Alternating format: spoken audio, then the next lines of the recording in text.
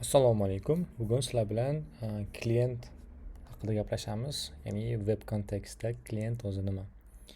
Xo'p, birinchi o'rinli klient bu klient web kontekstda bu markaziy kompyuterdan ya'ni serverdan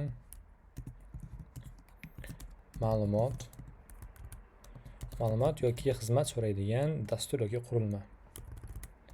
Ma'lumot yoki xizmat so'raydigan dastur yoki qurilma. Xo'p. Bu nima degani? Bu degani klient har doim server bilan muloqot qilib turadi. Buni asosiy xususiyatlari bor.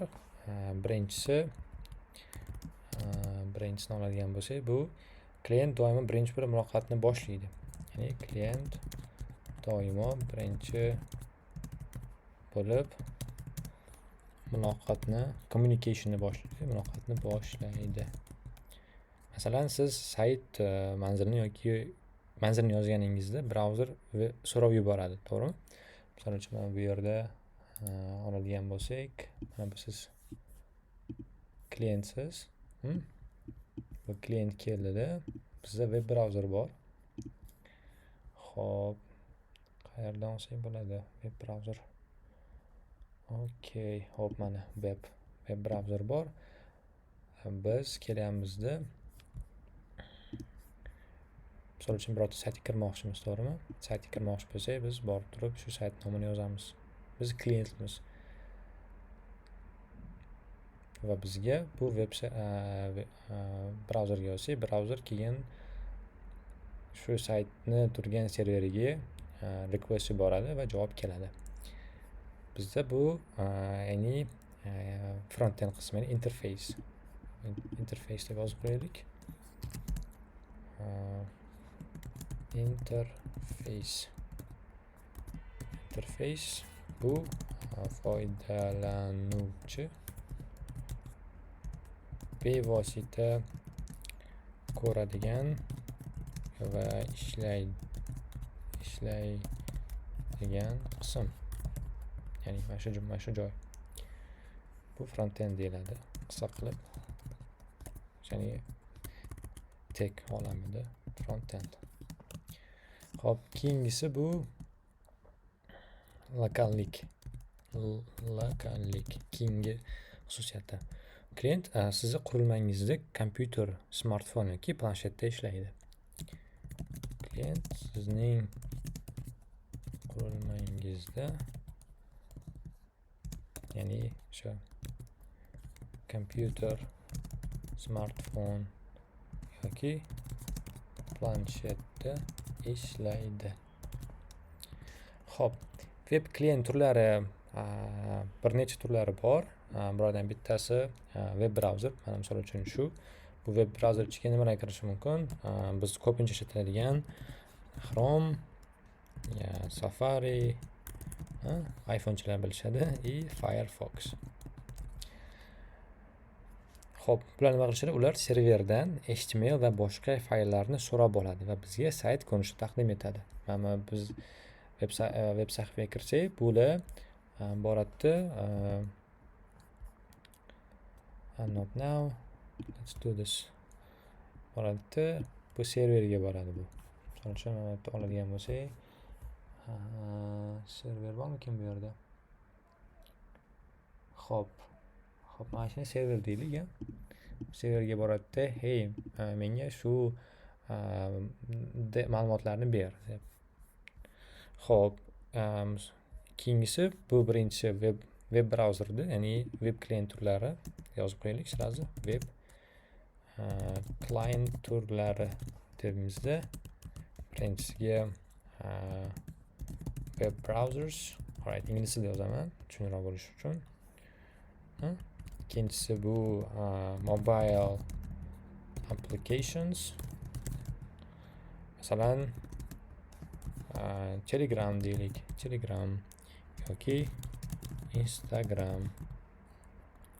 Ular ham serverdan yangi xabarlarni yoki rasmlarni yuklab oluvchi klient hisoblanadi. Ular ham bitta klient.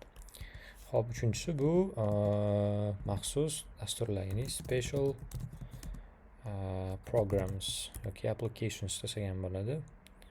Let's say applications, okay.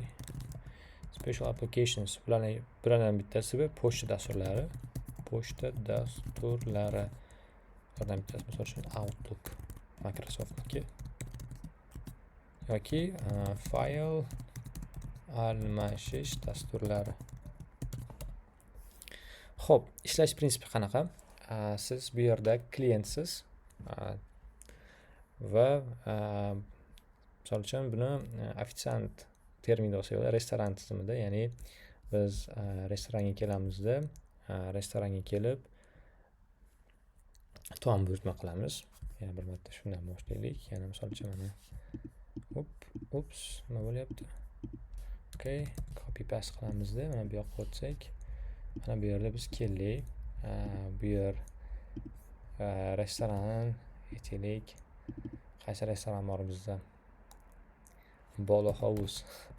Bolo House. Bolo House. Xo'p, mayli yozamiz. Siz keldingiz, restoranga keldingiz, işte o'tiribsiz, keldingizda va bu yerda siz ovqatni o'zingiz borib olib kelmaysiz. Nima qilasiz? Bu yerda ofitsiant bor, to'g'rimi? Bu yerda ofitsiant bor. Waiter deylik buni. Siz bu yerdagi oshxona bor, bu yerda kitchen bor. Bu yerda mana bu kitchen, ya'ni back office. Kitchen bor. Kitchenga siz bu yoqqa primoy bora olmaysiz, mablag' bora olmaysiz bu yoqqa kitchenga borib turib. Undan siz nima qilasiz? Birinchi bo'lib siz waiterga muloqot berasiz, to'g'rimi? Waiter, hey, waiter, menga ovqat kerak deysiz. Bu sizning ma'lumotlaringiz, ovqat buyurtmangizni qabul qiladi va sizga borib turib boradida mashina ishlatib qo'yimiz kerak. Kitchenga boradi. Kitchenga borib turib zakaz beradi. To есть, hey, menga mana shunaqa ovqat kerak deydi. To'g'rimi? Keyin uydagi oshxonagilar sizga ovqat tayyorlab berishadi, o'sha buyurtma bo'yicha. Va siz yana o'sha buyurtmani qaytarib nima qilasiz? Qaytarib shu userga olib borib berasiz. Buni o'rtasida kim bor ekan?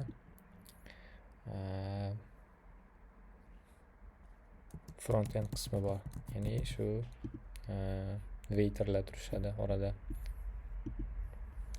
Bizdagi bundagi holatimiz, biz to'g'ri serverga bormaymiz.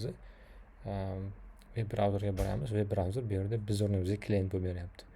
Va serverga muloqot qiladi. Xo'p. Hozircha shular. Keyingi videoda yana ham to'liqroq tushuntirib o'taman server bilan birgalikda.